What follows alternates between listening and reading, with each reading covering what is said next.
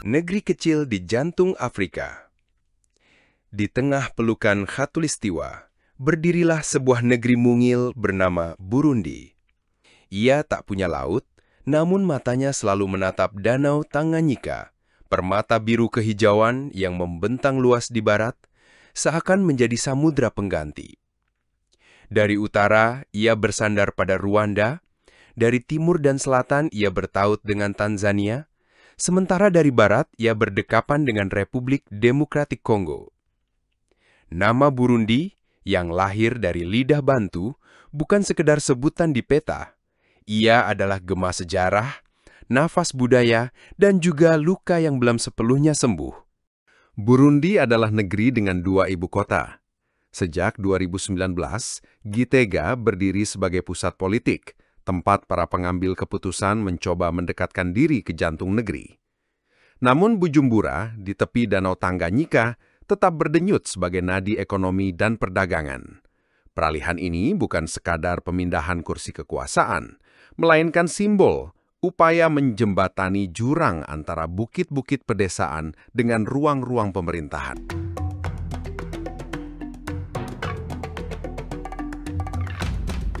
Burundi adalah surga kecil dengan wajah penuh paradoks. Gunung Heha menjulang setinggi 2.685 meter seolah menjadi saksi bisu pergulatan panjang rakyatnya. Dari perut tanahnya, lahir aliran sungai yang menelusuri perjalanan jauh menuju Sungai Nil, mengikat Burundi dengan denyut peradaban Afrika Timur.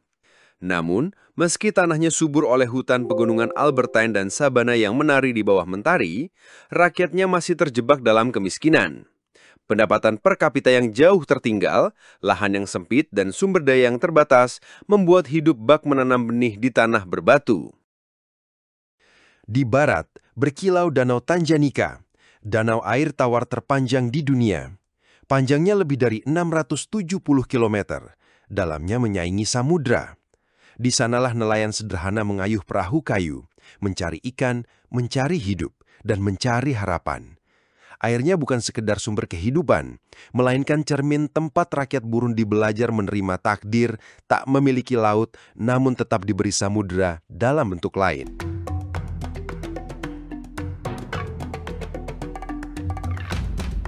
Namun di balik keelokan alam, Burundi menyimpan luka mendalam. Hutu dan Tutsi, 2 etnis utama, telah lama berbagi tanah ini. Kadang mereka bersatu dalam nyanyian, dalam tarian drum yang memekakan telinga sekaligus membangkitkan jiwa. Namun sejarah juga mencatat betapa darah kerap tumpah, betapa perang saudara mencabik persaudaraan. Kini, meski bekas luka masih ada, rekonsiliasi perlahan tumbuh, bagaikan rumput hijau yang muncul kembali setelah musim kering. Generasi baru pun mulai belajar bahwa perdamaian adalah warisan paling berharga yang bisa mereka ciptakan.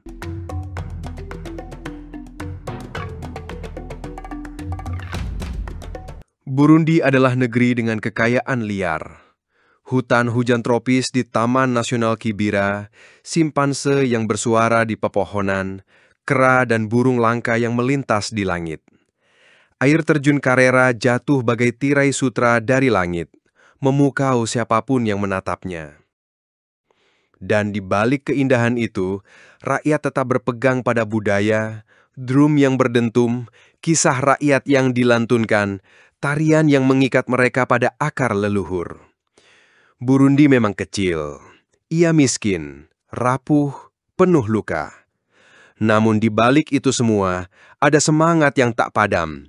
Semangat untuk tetap berdiri sebagai bangsa, meski dunia sering melupakannya. Kisah Burundi bukan hanya tentang gunung, danau, atau politik. Ia juga tentang manusia. Pada tahun 1950, hanya ada 2 juta jiwa yang menghuni tanah ini.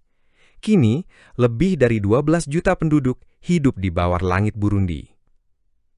Pertumbuhan ini melesat jauh di atas rata-rata dunia. Seorang perempuan Burundi rata-rata melahirkan lebih dari 5 anak.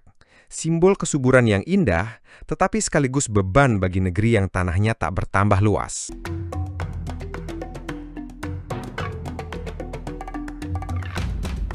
Di tengah padatnya desa-desa, 85% rakyat Burundi menggantungkan hidup pada tanah. 9 dari 10 orang adalah petani, menanam jagung, kacang, pisang, kopi, dan teh. Kopi harum dan teh yang menenangkan adalah komoditas utama negeri ini. Namun lahan sempit dan cara bercocok tanam tradisional membuat banyak keluarga tetap hidup dalam kemiskinan. 1 hektar tanah harus menghidupi banyak mulut. Tangan-tangan yang kasar dari menggali bumi adalah saksi perjuangan mereka setiap hari. Tetapi, kisah rakyat Burundi tak berhenti di tanah airnya. Perang saudara telah mengusir ribuan jiwa, memaksa mereka menyeberangi samudra mencari rumah baru. Amerika Serikat misalnya, pernah menerima 10.000 pengungsi Burundi, sebuah cermin betapa berat beban yang dipikul negeri kecil ini.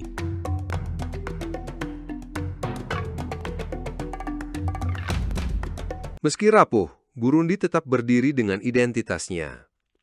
Kirundi adalah bahasa yang bergaung di desa-desa. Prancis mengikat negeri ini pada jejak kolonial. Dan sejak 2014, Inggris ikut hadir sebagai bahasa resmi tambahan. Di antara 3 bahasa ini, Burundi merajut narasi baru. Tentang keberlangsungan hidup, tentang kesetiaan pada tanah, dan tentang harapan yang tak pernah padam. Budaya Burundi berdetak lewat tari drum ingoma. Dentumannya bukan sekedar musik, melainkan suara bumi yang berbicara. Sejumlah penabuh bergerak serempak, memadukan ritme keras dengan gerakan penuh energi, membangkitkan jiwa siapapun yang mendengarnya. Ingoma begitu sakral hingga diakui UNESCO sebagai warisan budaya tak benda. Dan dalam keintiman pesta rakyat, hadir bir pisang, minuman tradisional yang lahir dari fermentasi pisang, sorghum, dan millet. Ia bukan sekedar minuman, melainkan rasa manis persaudaraan, cairan emas yang mengikat komunitas dalam tawa, nyanyian, dan kebersamaan.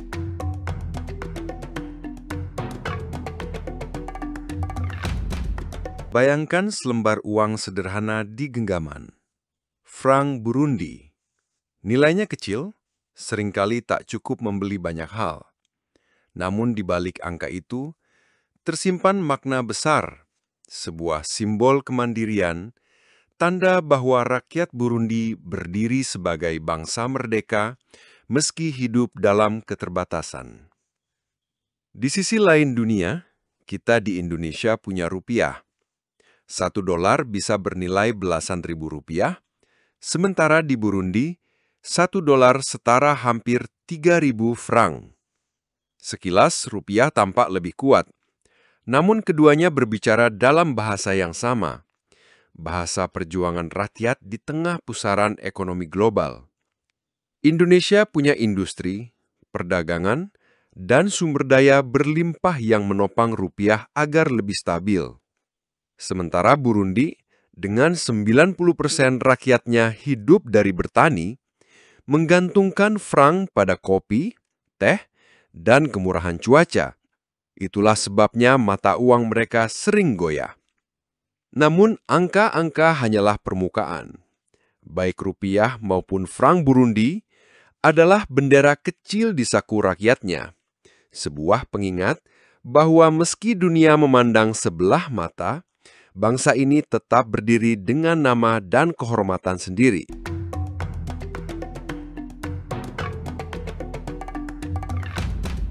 Sejarah Burundi seperti sungai yang mengalir dari pegunungan, bermula dari sebuah legenda. Orang-orang tua di desa-desa masih bercerita tentang Ntare Rushatsi, raja pertama yang mendirikan dinasti pada abad ke-16. Ada yang mengatakan ia datang dari Rwanda. Yang lain percaya ia lahir dari wilayah Buha di Tenggara. Dari kisah itulah, sebuah kerajaan lahir dan tumbuh, bertahan selama berabad-abad hingga akhirnya harus tunduk pada bayang-bayang kolonialisme. Pada tahun 1903, Burundi jatuh ke tangan Jerman, dan setelah Perang Dunia Pertama, kekuasaannya berpindah ke Belgia. Burundi tidak lagi berdiri sendiri, melainkan digabungkan ke dalam wilayah besar bernama Rwanda-Urundi. Selama puluhan tahun, ia hanyalah sebidang tanah mandat, bukan sebuah bangsa merdeka. Barulah pada tahun 1962, impian kemerdekaan akhirnya terwujud. Namun, kemerdekaan itu tidak serta-merta membawa kedamaian. Sebaliknya, ia membuka lembaran panjang penuh luka.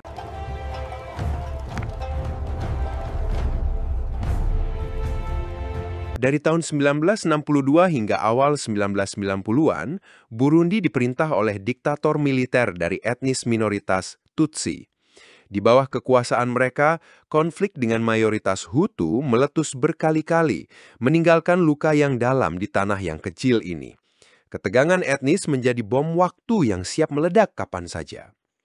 Harapan baru muncul pada tahun 1993, ketika untuk pertama kalinya rakyat Burundi memiliki kesempatan untuk memilih pemimpin mereka melalui pemilu demokratis. Melchior Ndadaye, seorang Hutu, terpilih sebagai presiden.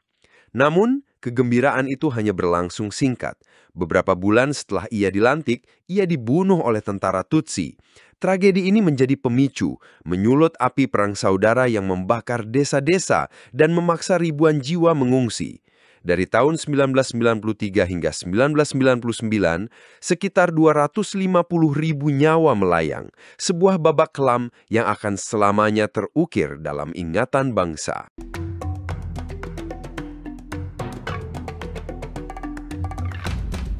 Setelah bertahun-tahun pertumpahan darah, secercah harapan kembali menyala. Pada tahun 2000, perjanjian damai Arusha ditandatangani. Senjata-senjata perlahan diredam, dan pada tahun 2005, sebuah babak baru dimulai. Kelompok pemberontak Hutu yang dulunya bernama CNDD-FDD, kini menjadi partai politik dan memenangkan pemilu. Sebuah era baru terbuka, meski kedamaian sejati belum sepenuhnya hadir. Sejarah Burundi adalah kisah tentang sebuah bangsa yang terombang-ambing antara harapan dan keputusasaan. Sebuah narasi yang diwarnai oleh perjuangan untuk menemukan identitas dan kedamaian di tengah luka masa lalu. Terima kasih sudah menyaksikan video ini. Jangan lupa untuk like, share, dan subscribe agar kita bisa menjelajahi lebih banyak kisah dari penjuru dunia.